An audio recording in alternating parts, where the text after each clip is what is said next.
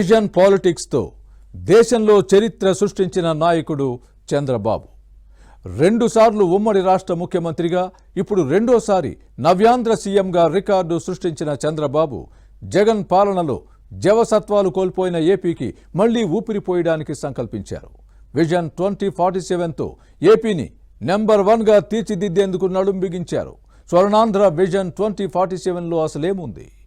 AP దశ దిశను ఎలా మార్చబోతోంది?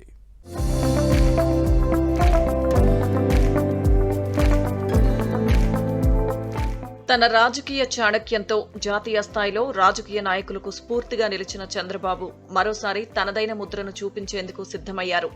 అందరికీ ఆరోగ్యం, సంపద, సంతోషం లక్ష్యంగా 10 సూత్రాలతో స్వర్ణాంధ్ర 2047 విజన్ డాక్యుమెంట్ ను చంద్రబాబు ప్రజల ఎదుట ఆవిష్కరించారు. సమయం ఉన్నప్పుడు పనిచేసి, అవసరం ఉన్నప్పుడు పని చేయించుకునే కొత్త విధానం విజన్ 2047లో ప్రధానం. డిజిటల్ లెర్నింగ్, ట్రైనింగ్ పొందిన ఉపాధ్యాయులు, ప్రైమరీ హెల్త్ సెంటర్స్, టెలిమెడిసిన్ సౌకర్యాలు, అత్యవసర వైద్య సేవలు వంటివి అందుబాటులోకి తీసుకురానున్నారు. బ్యాంకింగ్ సేవలు, రుణాలు, ఆర్థిక అక్షరాస్యత కార్యక్రమాలు నిర్వహిస్తారు. స్థానిక సంప్రదాయాలు, సంస్కృతిని పరిరక్షించడమే ధ్యేయంగా ఆర్థిక కార్యకలాపాలు చేపట్టనున్నారు.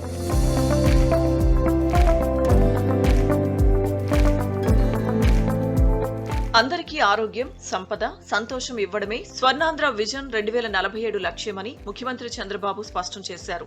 పేదరికం లేని సమాజం అనేది మంత్రంగా తయారు కావాలని, ఆర్థిక అసమానతలు తగ్గించాలన్నారు. ప్రభుత్వం, ప్రజలు, ప్రైవేట్ భాగస్వామ్యంతో పేదరిక నిర్మూలన చేయాలని సూచించారు. నాడు విజన్ 2020 సంకల్పంలో భాగంగా ప్రతి ఇంటి నుంచి ఓ ఐటీ ఉద్యోగి తయారయ్యాడన్న సీఎం, విజన్ 2047లో భాగంగా ఇప్పుడు ప్రతి ఇంటి నుంచి ఓ పారిశ్రామికవేత్త తయారు కావాలని ఆకాంక్షించారు. అందుకే ఈ రోజు మీరు విజన్ డాక్యుమెంట్ చూస్తే నేను చాలా స్పష్టంగా వెల్తీ, హెల్తీ, హ్యాపీ సొసైటీ ఉండాలని, ముందు డబ్బులు ఉండాలి, దాని తర్వాత ఆరోగ్యం ఉండాలి, ఈ రెండుతో కూడా ఆనందం ఉండాలి, అప్పుడే సమాజం సస్టైనబిలిటీ ఉంటుందనే ఉద్దేశంతో ఈ 3 గోల్స్ పెట్టుకుని 10 సూత్రాలతో ఈరోజు విజన్ డాక్యుమెంట్ తయారు చేశాం. 1 ఫ్యామిలీ, 1 ఎంటర్‌ప్రెన్యూర్, ఒక కుటుంబం, ఒక పారిశ్రామికవేత్త రావాలనేది నా సంకల్పం. ఒకప్పుడు నేను మీ అందరికీ ఒక మాట చెప్పాను, 1 ఫ్యామిలీ, 1 ఐటీ ప్రొఫెషనల్ అన్నాను. ఈరోజు మోర్ ఆర్ లెస్ మీరు చూస్తే ప్రతి ఒక్క ఇంట్లో ఒక ఐటీ ప్రొఫెషనల్ వచ్చారు.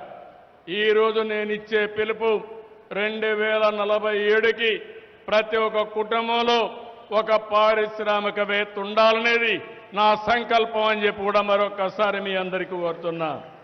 విజన్ 2047లో భాగంగా పరిశ్రమల ఏర్పాటును ప్రోత్సహిస్తూ నాణ్యత కలిగిన ఉద్యోగాలు ఇప్పించే దిశగా కృషి చేయనున్నారు.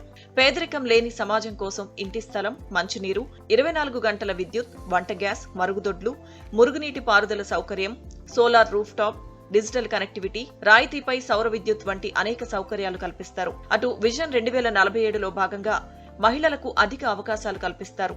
ఇంటి నుంచే పని చేసుకుని ఆదాయం పొందే విధానాన్ని అందుబాటులోకి తెస్తారు. సీనియర్ సిటిజన్స్ కు పొదుపు సంఘాలు ఏర్పాటు చేస్తారు.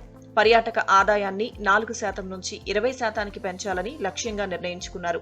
ఉపాధి, ఉద్యోగాలకు పారిశ్రామిక పార్కులు, టౌన్షిప్స్ ఏర్పాటు చేయనున్నారు. గ్రామాలు, పట్టణాలు, నగరాల్లో ప్రపంచ స్థాయి పారిశ్రామిక పార్కులు అందుబాటులోకి తీసుకురానున్నారు.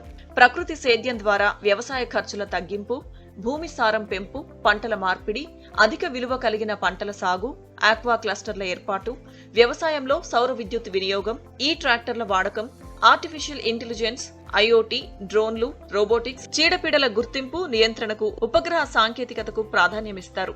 ఆక్వాతో పాటు మామిడి, అరటి, మిరప, కాఫీ, పామోలిన్, సుగంధ ద్రవ్యాల పంటలకు స్పెషల్ హబ్లు ఏర్పాటు చేయనున్నారు. రైతు ఆదాయం పెరిగి గౌరవంగా జీవించాలన్నదే లక్ష్యంగా వ్యవసాయంలో సాంకేతికతను విజన్ 2047లో భాగంగా ప్రోత్సహించనున్నారు. ఏపీలో తయారయ్యే ప్రతి వస్తువుకు అదనపు విలువ జోడించనున్నారు. దానికి గ్లోబల్ బ్రాండ్ సృష్టించి జాతీయ, అంతర్జాతీయ స్థాయిలో ప్రమోట్ చేయడమే లక్ష్యంగా ప్రోత్సాహకాలిస్తారు. మానసిక ఉల్లాసం కావాలన్నా, ఆరోగ్యంగా ఉండాలన్నా స్వచ్ఛాంధ్ర ఎంతో ముఖ్యమనే లక్ష్యాన్ని నిర్దేశించుకోనున్నారు. శాటిలైట్, డ్రోన్, సీసీటీవీ, ఐఓటీ ద్వారా రియల్ టైం డేటా తీసుకునే వెసులుబాటు కల్పిస్తారు.